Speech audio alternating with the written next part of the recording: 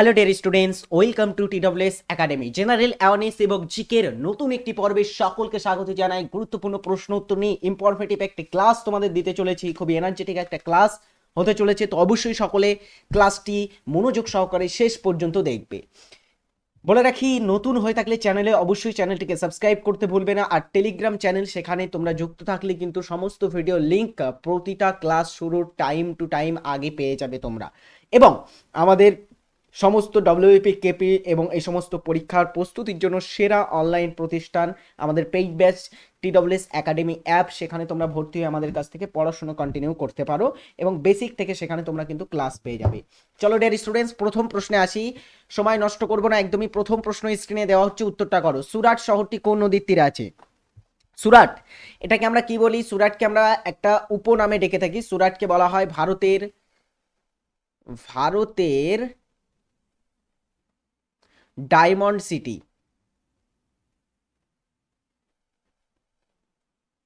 তাই না? ভারতের ডায়মন্ড সিটি কাকে বলা হয়? সুরাটকে বলা হয়। সুরাট আছে কোথায়? এটা গুজরাট রাজ্যে আছে। গুজরাট রাজ্যে। এখানে সবকটি নদী কিন্তু গুজরাটের উপর দিয়ে প্রবাহিত হয়েছে। সেখানে রাইট অ্যান্সার হচ্ছে তাপ্তি নদীর তীরে কিন্তু সুরাট শহরটি অবস্থিত। মুসলিম লীগ গঠিত হয় কবে?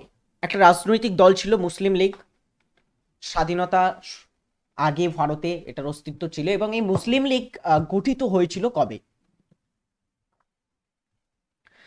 মনে রাখবে, মুসলিম লীগ গঠিত হয়েছিল 1906 সালে। কোথায় গঠিত হয় এটা? ঢাকাতে। এটা ঢাকাতে গঠন হয়েছিল মুসলিম লীগ। উইঘুর মূলত চীনের ড্যাশ বসবাস করে। চীনের কোন অঞ্চলে, মানে এই শূন্যস্থানে বসবে, এখানে কয়েকটা চীনের প্রদেশ বা অঞ্চলের নাম দেওয়া আছে, কোন অঞ্চলে উইঘুররা বসবাস করে? উইঘুর হচ্ছে একটা মুসলিম উপজাতি।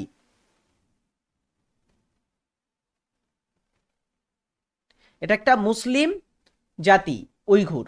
সো এই মুসলিম জাতি উইঘুর মুসলিম বলা হয় যাদেরকে। সাধারণত এরা মূলত কোন অঞ্চলে বসবাস করে? আগেও আমরা দেখেছি রোহিঙ্গারা কোথায় বসবাস করে, এগুলো থেকে পরীক্ষায় প্রশ্ন দিয়েছে। সেখানে উইঘুর থেকেও প্রশ্ন আসতে পারে।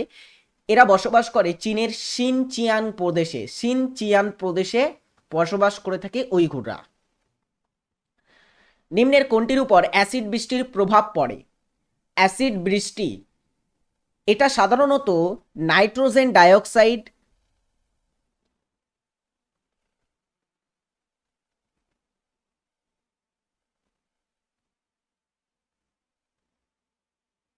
নাইট্রোজেন ডাইঅক্সাইড বা যেটাকে আমরা NO2 বলবো। ডাইঅক্সাইড মানে দুটো অক্সিজেন অণু। আরেকটি হচ্ছে সালফার ডাইঅক্সাইড।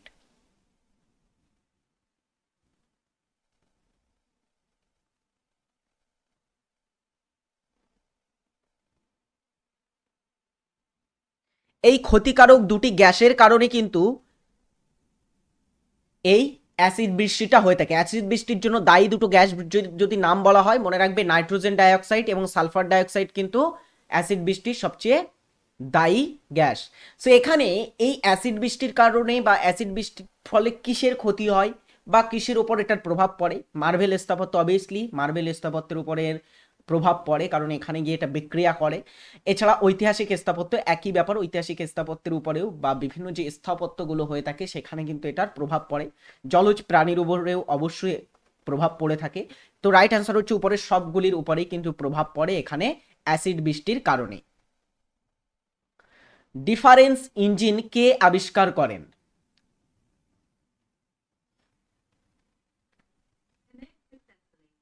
ডিফারেন্স ইঞ্জিনের আবিষ্কর্তাকে? James Ward, Stephenson, Charles Babbage. Right answer হচ্ছে Charles Babbage. Option C is right answer. যাকে আমরা কম্পিউটারের জনক বলে থাকি, চার্লস ব্যাবেজ, তিনি কিন্তু ডিফারেন্স ইঞ্জিন নামের এই ইঞ্জিনটা আবিষ্কার করেন। পৌষ সংক্রান্তি উৎসব কোন রাজ্যে পালিত হয়?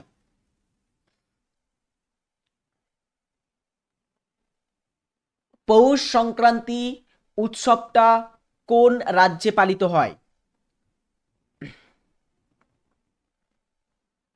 বলো। পৌষ সংক্রান্তি এটা পশ্চিমবঙ্গে পালিত হয়, তাই না?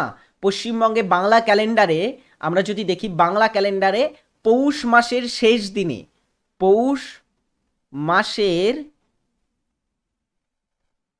শেষ দিনে পালন করা হয়ে থাকে পৌষ সংক্রান্তি। ওকে, বা এটাকে পৌষ পার্বণ বলা হয়।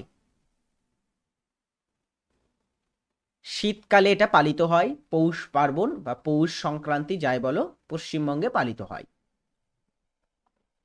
অলিন্দ যুদ্ধ কবে হয়েছিল বা হয়? অলিন্দ যুদ্ধটা কবে সংগঠিত হয়েছিল?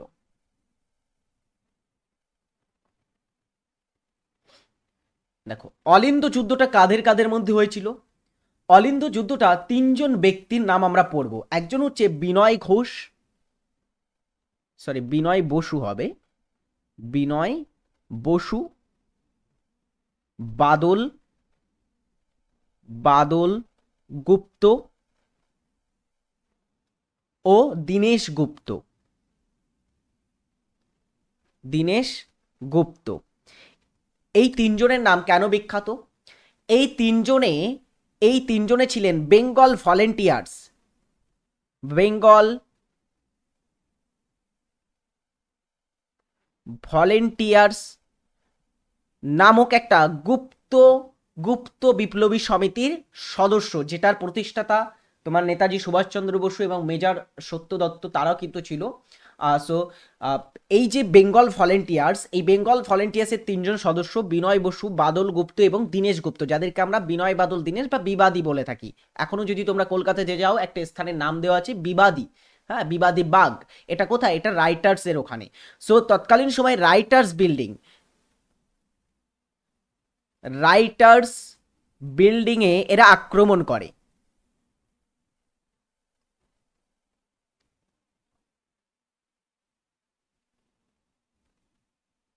আক্রমণ করে সো এটা তো বুঝলাম যে রাইটার্স বিল্ডিং আক্রমণ করেছিলেন তারা 1930 সালের 8ই ডিসেম্বর আক্রমণ করেছিল। এর সাথে অলিন্দ যুদ্ধের কিসের সম্পর্ক? দেখো, রাইটার্স বিল্ডিং যখন তারা আক্রমণ করে, সেখানে গিয়ে তাদের সঙ্গে ইংরেজ বাহিনীর বা ইংরেজ পুলিশ বাহিনীর বারান্দা যে ছিল, রাইটার্স বিল্ডিং এর যে বারান্দাতে যুদ্ধ হয়েছিল 1930-এর 8ই ডিসেম্বরেই। সো এই বারান্দায় যে যুদ্ধ হয়, বারান্দাটাকেই কিন্তু অলিন্দ বলা হয়, ঠিক আছে? সেই বারান্দায় যুদ্ধ হয় বলে এটাকে বলা হয় অলিন্দ যুদ্ধ। বিনয় বাদল দীনেশ এবং ইংরেজদের মধ্যে এই যুদ্ধটা হয়েছিল, বা ইংরেজ পুলিশের সঙ্গে যুদ্ধটা হয়েছিল। সেখান থেকে দুটো প্রশ্ন পাবে। রাইটার্স আক্রমণ যেদিনে হয় সেদিনেই কিন্তু অলিন্দ যুদ্ধ হয়। নেক্সট, ভারতের সংবিধানের অবশিষ্ট ক্ষমতাগুলি কার উপর ন্যস্ত করা হয়েছে? অবশিষ্ট ক্ষমতাগুলো কারা ভোগ করে থাকে? ভারতীয় সংবিধানের ক্ষমতার তিনটে তালিকাতে ক্ষমতাকে তিনটে তালিকাতে বিভক্ত করা হয়েছে। কেন্দ্রীয় তালিকা, রাজ্য তালিকা এবং একটা যৌথ তালিকা। তিনটে তালিকাতে ক্ষমতাকে বিভাজন বা ভাগ করা হয়েছে। সো এই ক্ষমতাগুলো ভাগ করার পরেও যদি কোনো ক্ষমতা থাকে, সেই যে অবশিষ্ট ক্ষমতা, এটা কার উপরে থাকে? ন্যস্ত। মনে রাখবে, এটা কেন্দ্র ভোগ করে থাকে বা কেন্দ্রের উপরে কিন্তু এটা ছেড়ে দেওয়া হয়। ওকে, নেক্সট, অক্সিজেনের ঘাটতির জন্য ড্যাশ ক্ষতিগ্রস্ত হতে পারে। শূন্যস্থানে কোনটির নাম বসবে, কোনটির ক্ষতিগ্রস্ত হতে পারে অক্সিজেনের ঘাটতির কারণে? অপশন এ বৃক্ক, অপশন বি প্লীহা, অপশন সি হৃৎপিণ্ড এবং অপশন ডি মস্তিষ্ক। সবচেয়ে বেশি ক্ষতি কার হয় যদি অক্সিজেনের ঘাটতি হয় কোথায়, বা কোনো অক্সিজেনের ঘাটতিযুক্ত অঞ্চলে তুমি যদি চলে যাও? পাহাড়ি অঞ্চল হতে পারে বা উঁচু কোনো স্থান হতে পারে যেখানে অক্সিজেন কম আছে, কোনো মাইন বা কোনো সুড়ঙ্গ হতে পারে। সেক্ষেত্রে তোমার কোন অঙ্গটি সবচেয়ে বেশি ক্ষতি হতে পারে?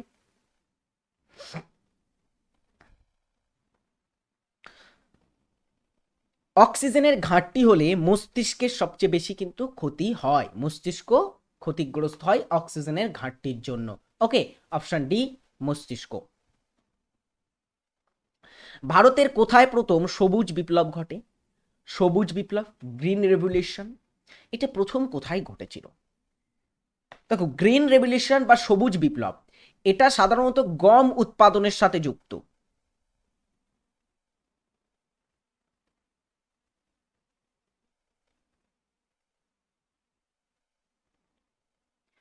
যুক্ত। আচ্ছা, সবুজ বিপ্লবটা কখন ঘটেছিল? 1960-এর দশকে। 1960-এর দশকে এটা ঘটেছিল সবুজ বিপ্লবটা, এবং এটার যিনি নেতৃত্ব বা সবুজ বিপ্লবের জনক যাকে বলা হয় তিনি হচ্ছেন কে? সম্প্রতি প্রয়াত হয়েছেন তিনি এম.এস. স্বামীনাথন, ভারতরত্ন প্রাপক।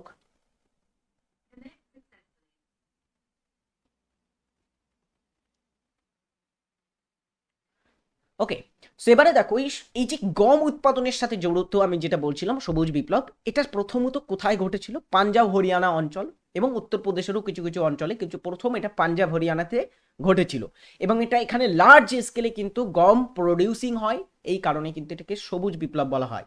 ওকে,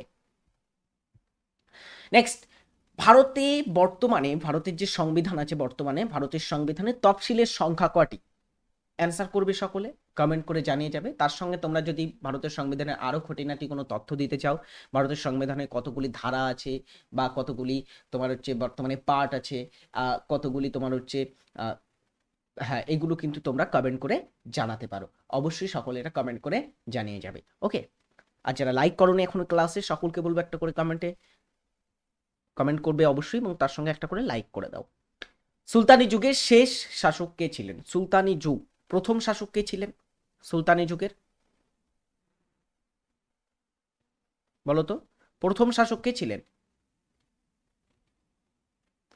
কুতুবুদ্দিন আইবক, দাস বংশের প্রতিষ্ঠাতা। এবং সুলতানি যুগে যদি আমরা বংশগুলো পরম্পরা দেখি, সুলতানি যুগে প্রথমে দাস বংশ, তারপরে খিলজি বংশ, দেন হচ্ছে তুগলক, তুগলকের পরে সৈয়দ, সৈয়দের পরে আসে লোদি বংশ। লোদিরা ছিল আফগান, আগের দিনে বলেছি, এবং লোদিরা হচ্ছে সবচেয়ে শেষ বংশ যারা সুলতানি যুগে শাসন করেছিল, এবং এই বংশের যিনি প্রতিষ্ঠাতা ছিলেন তিনি হচ্ছেন বহুলুল লোদি, প্রতিষ্ঠাতা ছিলেন।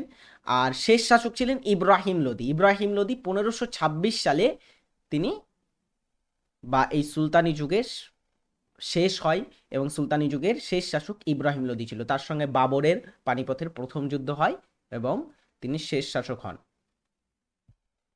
নেক্সট, বিভূতিভূষণ অভয়ারণ্য কোথায় অবস্থিত? পশ্চিমবঙ্গের একটা অভয়ারণ্য বিভূতিভূষণ বন্যপ্রাণী অভয়ারণ্য। এই অভয়ারণ্যটা পশ্চিমবঙ্গের কোন জেলাতে আছে? নদিয়া, বাঁকুড়া, উত্তর 24 পরগনা, দক্ষিণ 24 পরগনা? কমেন্ট করো সকলে, প্রশ্নটার উত্তর জানিয়ে দাও।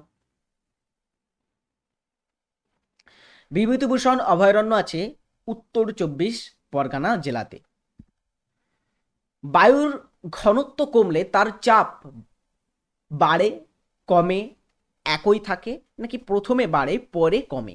কি হয় যদি তুমি বায়ুর ঘনত্বটা কমাও, তাহলে বায়ুর চাপের কিরূপ পরিবর্তন হবে?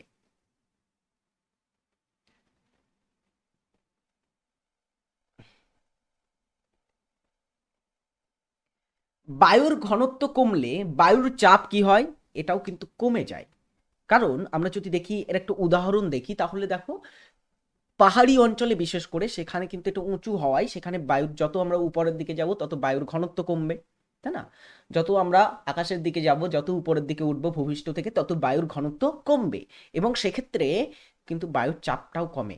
এই কারণে পাহাড়ি অঞ্চলে কিন্তু কোনো খাবার সেদ্ধ হতে ভূপৃষ্ঠে বা আমাদের সমুদ্র বা যেটা আমাদের সমুদ্রপৃষ্ঠ লেভেলে যে সময় লাগবে একটা খাবার ফুটতে বা একটা খাবার সিদ্ধ হতে, সেটা কিন্তু পাহাড়ি অঞ্চলে অনেক বেশি সময় লাগবে।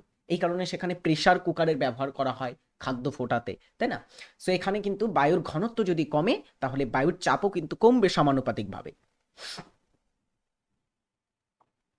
কে অযোধ্যাকে মুঘল সাম্রাজ্যের অন্তর্ভুক্ত করেন? কোন মুঘল শাসক এখানে অযোধ্যাকে মুঘল সাম্রাজ্যের অন্তর্ভুক্ত করেছিলেন?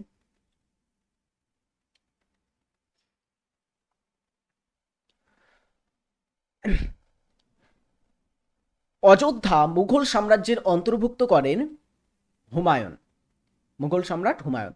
আচ্ছা, হুমায়ুন তিনি শুধু অযোধ্যা নয়, বাংলাকেও কিন্তু অন্তর্ভুক্ত করেন। বাংলাকে তিনি মুঘল সাম্রাজ্যের অন্তর্ভুক্ত করেছিলেন এই হুমায়ুন, মনে রাখবে এটা।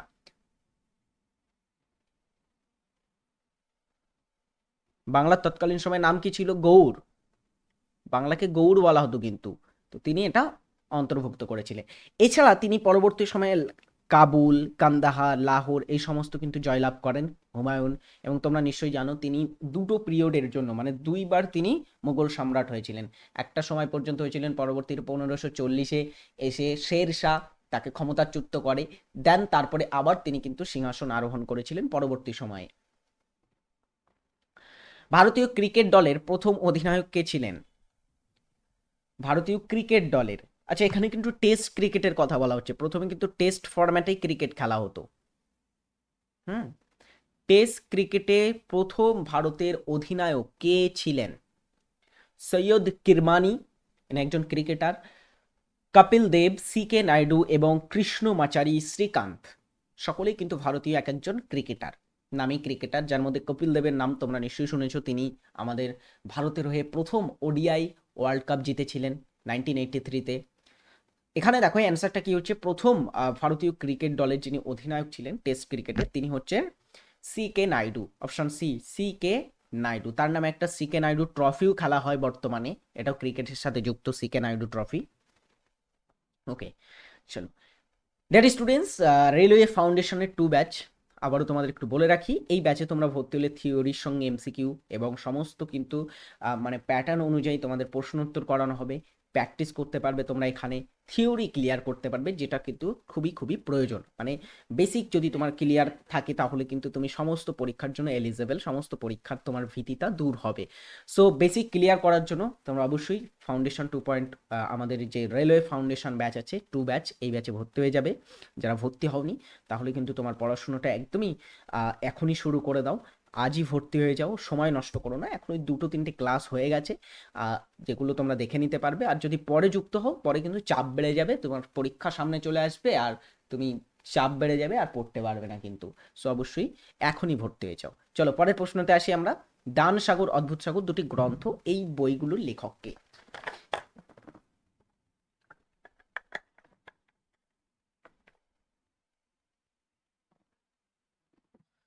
দান সাগর, অদ্ভুত সাগর নামে দুটি গ্রন্থের লেখককে? বলো। দান সাগর, অদ্ভুত সাগর লিখেছিলেন বল্লাল সেন, সেন বংশের শাসক বল্লাল সেন লেখেন। ভারতের কেন্দ্রীয় পাট গবেষণাগারটি কোন রাজ্যে অবস্থিত? ভারতের কেন্দ্রীয় পাট গবেষণাগার এটি কোন রাজ্যে আছে? ভারতের পাট গবেষণাগারটি কোথায়? এটা ব্যারাকপুরে, কলকাতারই কাছে ব্যারাকপুরে কিন্তু ভারতের পাট গবেষণাগার আছে, কেন্দ্রীয় পাট গবেষণাগার। ব্যারাকপুরটা পশ্চিমবঙ্গে অবস্থিত। ওকে, আর মনে রাখবে পশ্চিমবঙ্গ, পশ্চিমবঙ্গ পাট উৎপাদনে ভারতে প্রথম, সবচেয়ে বেশি পাট উৎপাদন করে ভারতের মধ্যে যে রাজ্যটা, সেটা পশ্চিমবঙ্গ রাজ্য। নিচের কে হু এর ডাইরেক্টর জেনারেল? হু এর ডাইরেক্টর জেনারেল কে?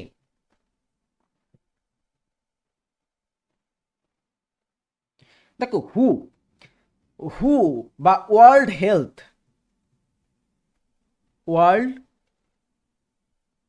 হেলথ অর্গানাইজেশন,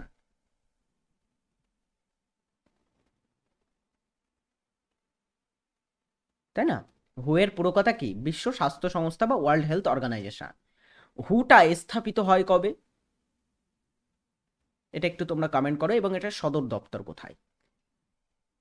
কারণ হু এর সদর দপ্তরটা কিন্তু পড়তেই হবে, এখান থেকে প্রশ্ন আসতে পারে। হু প্রতিষ্ঠিত হয়েছিল 1948, 1948 সালে হু প্রতিষ্ঠিত হয়। ওকে, এবং হু এর সদর দপ্তর হচ্ছে জেনেভা।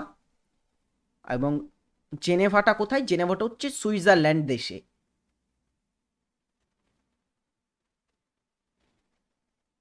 ওকে, এই গেল হু সম্বন্ধে। এবারে হু এর ডাইরেক্টর জেনারেল কে বর্তমানে? কয়েকদিন আগে আইএমএফ এর ডাইরেক্টর জেনারেল থেকে প্রশ্ন দিয়েছিল পরীক্ষাতে।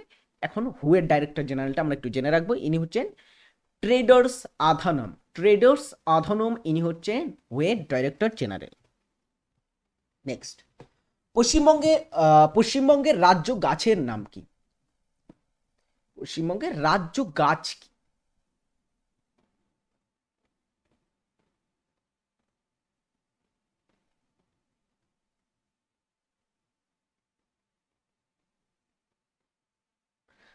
পশ্চিমবঙ্গের রাজ্য গাছ হচ্ছে ছাতিম। ওকে, পশ্চিমবঙ্গের রাজ্য গাছ ছাতিম। এখান থেকে রাজ্য ফুল, রাজ্য পশু ইত্যাদি আসে কিন্তু। যেমন রাজ্য পশু কি? রাজ্য পশু, পাখি,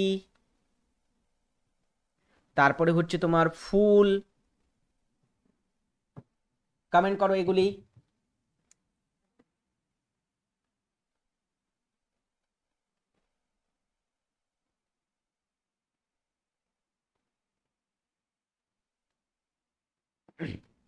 পশ্চিমবঙ্গের রাজ্য পশু কি?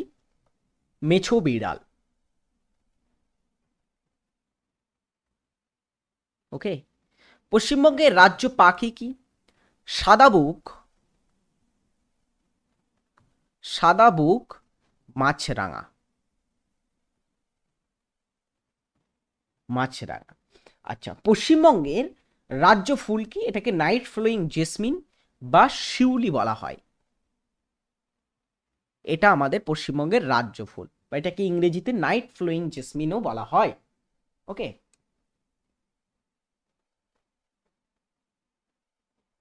চলো নেক্সট, পরের প্রশ্ন দেখি আমরা, উত্তরটা করো। ভিটামিন কে আবিষ্কার করেছিলেন? ভিটামিনের আবিষ্কর্তা কে ছিলেন? দারুণ প্রশ্ন একটা।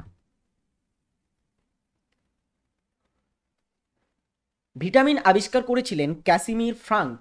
ভিটামিন আবিষ্কার করেন। কলকাতায় হিন্দু কলেজ কে প্রতিষ্ঠা করেছিলেন?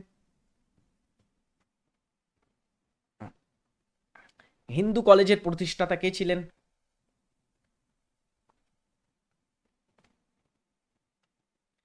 আচ্ছা, কলকাতায় হিন্দু কলেজ প্রতিষ্ঠিত হয়েছিল রাজা রামমোহন রায়ের হাত ধরে।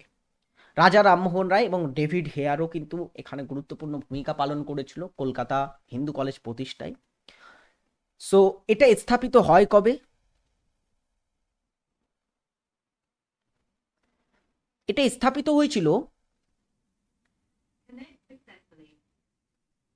1817, 1817, অর্থাৎ 1817 সালে স্থাপিত হয়েছিল কলকাতা হিন্দু কলেজ। এবারে এখানে দেখো একটা টুইস্ট আছে। কলকাতা হিন্দু কলেজের এটার বর্তমান কিন্তু নাম চেঞ্জ হয়েছে। বর্তমান নামটা কি? এটার বর্তমান নাম হচ্ছে প্রেসিডেন্সি কলেজ।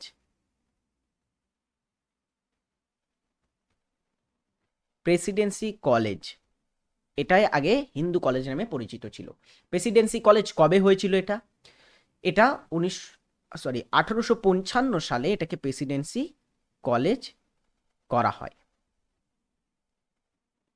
1855 থেকে এটা প্রেসিডেন্সি কলেজ নামে পরিচিত।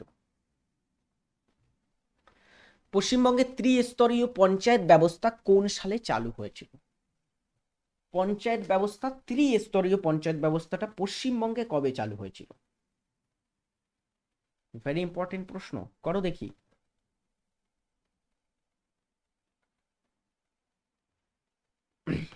পশ্চিমবঙ্গে দেখো প্রথমে 4 স্তরীয় পঞ্চায়েত ব্যবস্থা ছিল, ঠিক আছে? পশ্চিমবঙ্গে প্রথমে 4 স্তরীয় পঞ্চায়েত ব্যবস্থা ছিল। সো পশ্চিমবঙ্গে ত্রিস্তরীয় পঞ্চায়েত ব্যবস্থা কবে হয়? ত্রিস্তরীয় মানে 3টে স্তর পঞ্চায়েত ব্যবস্থা। একটা গ্রাম পঞ্চায়েত, পঞ্চায়েত সমিতি এবং আরেকটা হচ্ছে জেলা পরিষদ। এই ত্রিস্তরীয় পঞ্চায়েত ব্যবস্থা এটা চালু হয়েছিল 1973-তে, এবং পরবর্তীতে গিয়ে 1978-এ গিয়ে পশ্চিমবঙ্গে কিন্তু এই নতুন আইন অনুসারে সম্পূর্ণ পঞ্চায়েত নির্বাচন অনুষ্ঠিত হয়েছিল। ওকে, এটা একটু মনে রাখবে। নেক্সট, পাক্কে টাইগার রিজার্ভ কোন রাজ্যে আছে? বর্তমানে আমাদের ভারতে টোটাল 55টি টাইগার রিজার্ভ আছে, অ্যাজ পার টাইগার কনজারভেশন যারা অথরিটি আছে তাদের ডেটা অনুসারে। সো এই পাক্কে টাইগার রিজার্ভ, এই পাক্কে টাইগার রিজার্ভ বা পক্কে টাইগার রিজার্ভটা কোথায় আছে? বলো, দুর্দান্ত একটা প্রশ্ন পেয়েছি আমরা।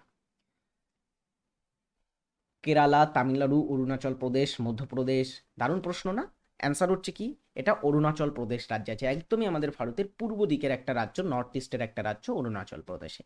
আচ্ছা, অরুণাচল প্রদেশে মনে রাখবে 3টি টাইগার রিজার্ভ আছে, শুধু অরুণাচল প্রদেশে এই পক্কে নেই। এছাড়া আরও টাইগার রিজার্ভ আছে, যেমন নামদফা টাইগার রিজার্ভ,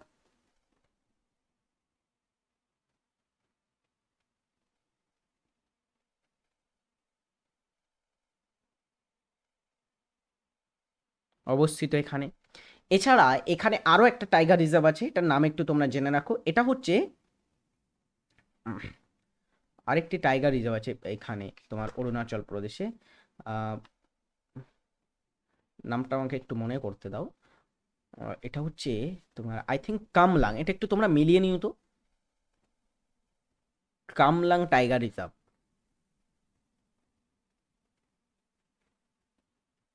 ওকে, এটাও কিন্তু অরুণাচল প্রদেশে আছে। টোটাল তিনটে। আমাদের পশ্চিমবঙ্গে দুটি আছে। পশ্চিমবঙ্গে আছে কতগুলি? দুটি আছে। একটা হচ্ছে বক্সা টাইগার রিজার্ভ এবং আরেকটা হচ্ছে সুন্দরবন টাইগার রিজার্ভ। এগুলি পশ্চিমবঙ্গে আছে। নেক্সট, 7 ওহম, 1 ওহম এবং 6 ওহম এর তিনটি রোধকে শ্রেণী সমবায়ে যুক্ত করলে তাদের মধ্যে তুল্য রোধ কত হবে? শ্রেণী সমবায়ে যদি কোনো রোধ, তিনটি রোধকে যুক্ত করা হয়, 7, 1 এবং 6 ওহম, এদের তুল্য রোধ কত হবে? বার করো এটা। দেখো, তুল্য রোধ বার করার কিছু নিয়ম আছে। যেমন শ্রেণী সমবায়ে তুল্য রোধ বার করার নিয়ম হচ্ছে, তুল্য রোধটাকে আমরা আর ধরি, ঠিক আছে? এটাকে বার করার নিয়ম হচ্ছে আর equal R1 plus R2 plus R3। অর্থাৎ এখানে যেগুলি থাকবে পরপর যুক্ত করে দিলেই কিন্তু শ্রেণী সমবায়ের তুল্যরোধ বার হয়ে যায়। তো 7 আর 7 আর 1 8, 8 আর 6 14। তো এখানে 14 ওহম হচ্ছে কিন্তু এটার তুল্যরোধ। সেম যদি সমান্তরাল সমবায়ে বলা হয়, সমান্তরাল সমবায়ে বলা হয়, তাহলে কি হবে?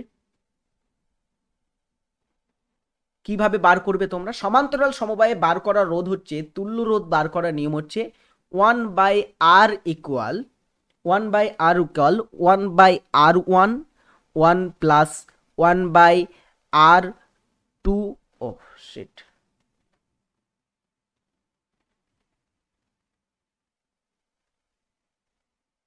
1/r2 এবং এইভাবে তোমরা যদি 1/r3, R4 যতগুলো থাকবে পরপর বসিয়ে দিতে পারো, ঠিক আছে? এবার এগুলোকে এখানে মান বসিয়ে লসাগু করে তোমরা এটা বার করতে পারো যে এটার তুল্যরোধ কত হচ্ছে। সো এটাকে যদি তোমরা সমান্তরাল সমবায়ে বার করতে বলা হয় তাহলে তুল্যরোধ কত হবে কমেন্ট করে তোমরা জানিয়ে যাবে এই কমেন্ট সেকশনে আজকের ক্লাসে। ওকে, গণপরিষদের প্রথম অধিবেশন অনুষ্ঠিত হয় কোথায়?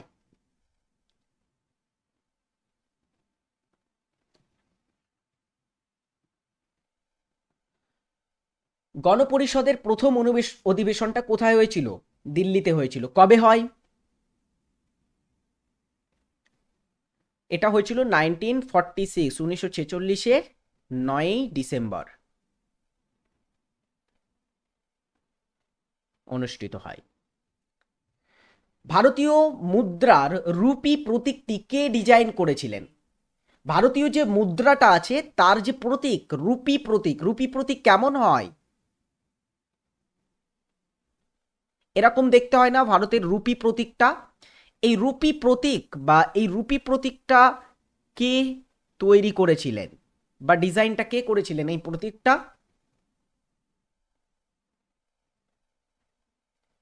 অ্যান্সার হচ্ছে উদয় কুমার। ইনি রুপি প্রতীকটা ডিজাইন করেছিলেন, উদয় কুমার। ভেরি ইম্পর্টেন্ট কিন্তু এই প্রশ্নটা, নোট করে রাখো সকলে। ফিউজ তারের উপাদান কি? ফিউজ তার, এটার উপাদান কি? ফিউজ তারে আমরা জানি এখানে নিম্ন গলনাঙ্ক থাকে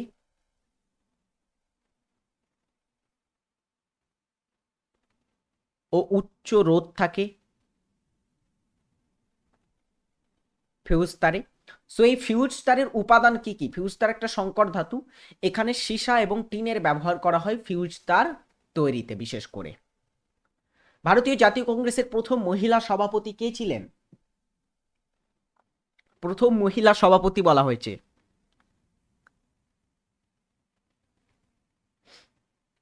ভারতীয় জাতীয় কংগ্রেসের প্রথম মহিলা সভাপতি ছিলেন অ্যানি বেসান্ত। অ্যানি বেসান্ত 1917 সালে কলকাতা অধিবেশনে সভাপতিত্ব করেন? অধিবেশনে সভাপতিত্ব করেন।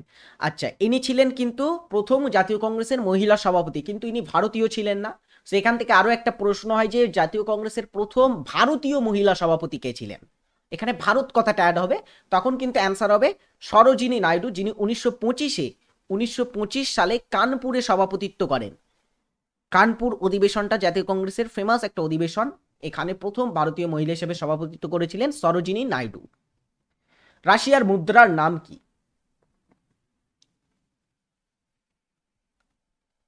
রাশিয়ার মুদ্রার নাম কি বলো?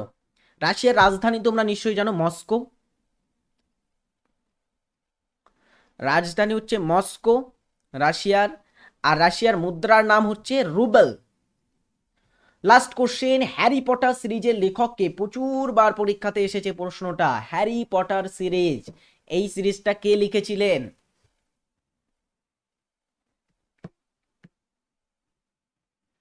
অ্যান্সার হচ্ছে জে কে রাউলিং লিখেছিলেন Harry Potter series. Okay dear students, 30টি গুরুত্বপূর্ণ প্রশ্নের মধ্যে তোমরা কত অ্যান্সার করলে কমেন্ট করে অবশ্যই সকলে জানিয়ে যাবে। আশা করব তোমরা সকলে সঠিক উত্তর করবে এই প্রশ্নটির।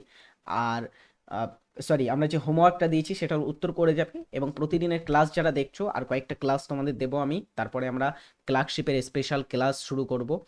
স্পেশাল পরীক্ষা আসছে ক্লার্কশিপের, তার জন্য স্পেশাল ক্লাস শুরু হবে। যারা ক্লার্কশিপের প্রিপারেশন নিচ্ছে তাদের সকলকে একটু জানিয়ে দিও ক্লাস আসছে।